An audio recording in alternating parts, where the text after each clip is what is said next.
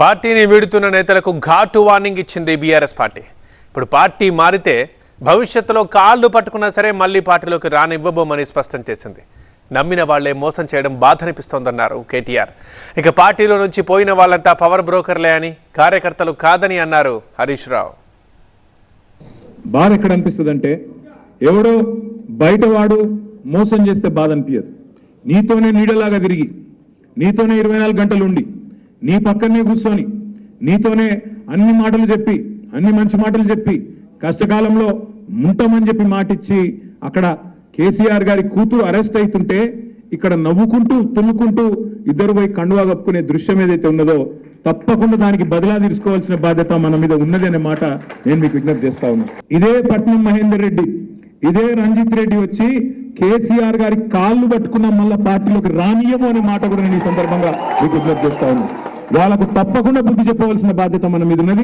వచ్చి కేసీఆర్ కాళ్ళు పట్టుకున్న మళ్ళీ అధికారంలోకి వచ్చినాక వాళ్ళని మాత్రం మళ్ళీ రానిచ్చే ప్రసక్తే లేదనే మాట కూడా నేను మీకు విజ్ఞప్తి చేస్తా ఉన్నా. You were the chosen one to direct Mr. Bachchan for his first endorsement, for his first appearance on the small screen.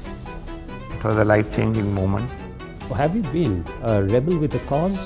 There was a sense of responsibility, there was a sense of frustration.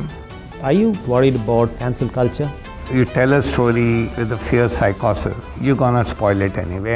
This and more, streaming on News 9+. Subscribe now.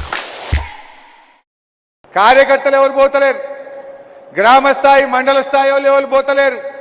ఎవరైతే మధ్యలో మన పార్టీలకు వచ్చిండ్రో కొంతమంది power బ్రోకర్లు, కొంతమంది నాయకులు ఈ పార్టీని వదిలిపెట్టిపోతా ఉన్నారు. బట్ ఒకటే నిర్ణయం తీసుకున్నది పార్టీ, ఎవడైతే ఇప్పుడు పార్టీ నుంచి పోయిండో రేపు కాళ్ళు మొక్కినా పార్టీలోకి రానిచ్చేది లేనే లేదు. బీఆర్ఎస్ పార్టీకి అధికారం పోగానే, కాంగ్రెస్ పార్టీకి అధికారం రాగానే ఈగలు పోయినట్టుగా కొంతమంది ఇవాళ ఆగలేక ఆగమాగం అయిపోతూ ఆత్రపడిపోతూ ఇవాళ పార్టీ వదిలేటువంటి ఒక ప్రయత్నం చేస్తూ ఉన్నారు. కప్పల్ లెక్క ఇవాళ కాంగ్రెస్ మత్తడిలోకి దూకేటువంటి ఒక ప్రయత్నం చేస్తూ ఉన్నారు. బాధ కలిగేది ఏంటంటే, పోయే వాళ్ళందరూ ఆత్మగౌరవం అని మాట్లాడుతూ ఉన్నారు. అధికారం ఉన్నన్ని రోజులు ఎవరికి ఆత్మగౌరవం గుర్తురాల. ఉట్టి డెవలప్మెంట్ కోసం వెళ్తున్నా అనేది ఒక కొత్త వర్డ్ వచ్చింది.